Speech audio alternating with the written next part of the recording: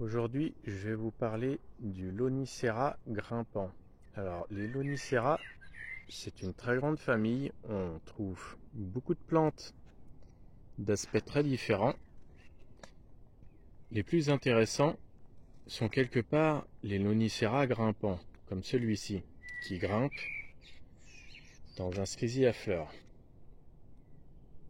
Alors, on trouve beaucoup de Lonicera différents, puisqu'il y en a des caducs, il y en a des persistants. Ce sont principalement des arbustes bien ligneux, éventuellement qui fleurissent très bien. Certains ont des floraisons très discrètes, presque invisibles.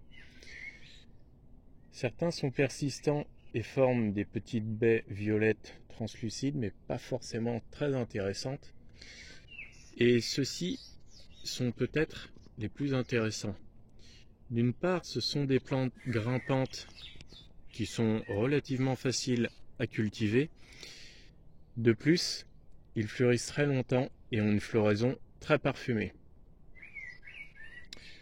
Le petit défaut, ils sont caducs, mais ce n'est pas le seul.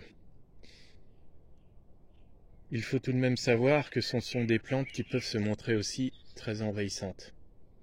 Alors certes, ils sont sympas, ils sont très parfumés, la floraison est assez originale dans le sens où les fleurs sont de deux couleurs, et c'est très souvent le cas sur tous les arbustes grimpants en matière de Lonicera,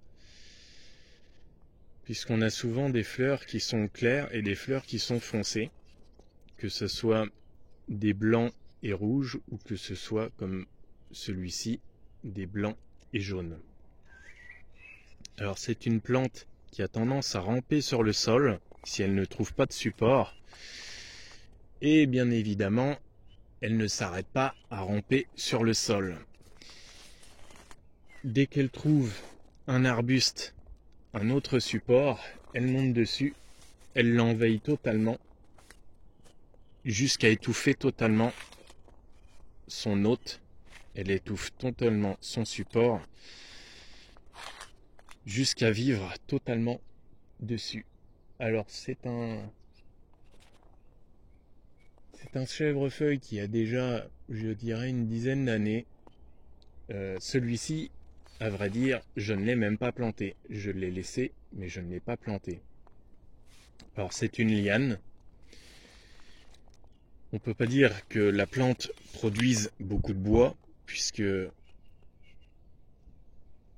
on voit que les vieilles tiges mesurent environ 1 à 2 cm de diamètre.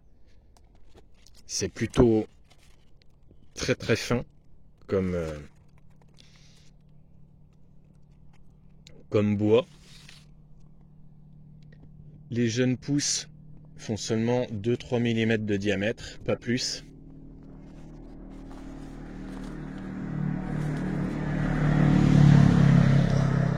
Alors c'est une plante qui a tendance à se ressemer. Ce n'est pas une catastrophe au niveau des semis parce que on constate relativement peu de semis dans l'ensemble. Par contre, quand la plante commence à se promener et à ramper sur le sol, elle a tendance à sortir un peu de partout. Alors ici, on voit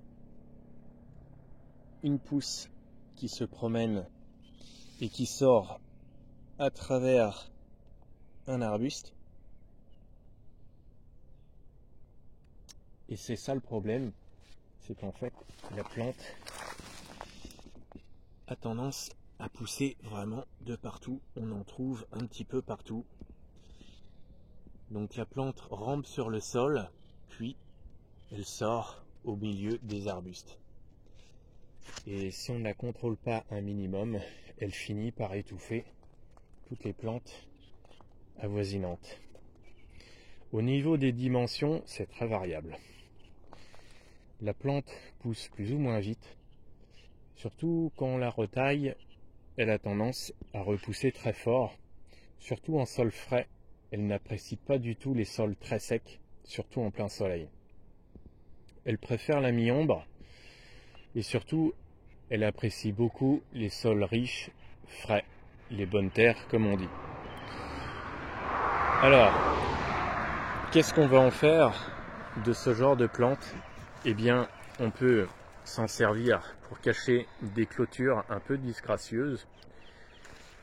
Éventuellement, on peut les faire grimper dans des plantes assez vigoureuses et assez robustes, comme ici dans un cerisier à fleurs. On peut cacher toutes sortes de structures et d'éléments qui sont un peu disgracieux. On peut les faire grimper aussi sur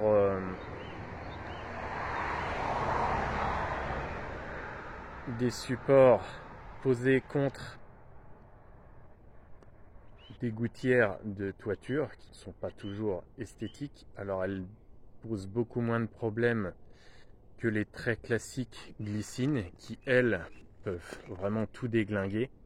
Une glycine formant des bois jusqu'à 10 cm de diamètre en vieillissant, alors que le chèvrefeuille, lui, ne fera pas trop de dégâts puisque les pousses sont relativement fines.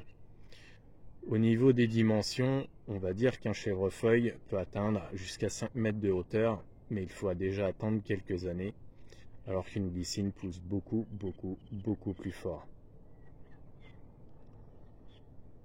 En général, je dirais que les semis sont plutôt fidèles. Si vous avez une plante jaune et blanche, vous aurez certainement une plante jaune et blanche un peu plus loin dans le jardin. En général, c'est celui qui se ressème le plus. Et quand on a un semis, c'est quasiment toujours celui-ci.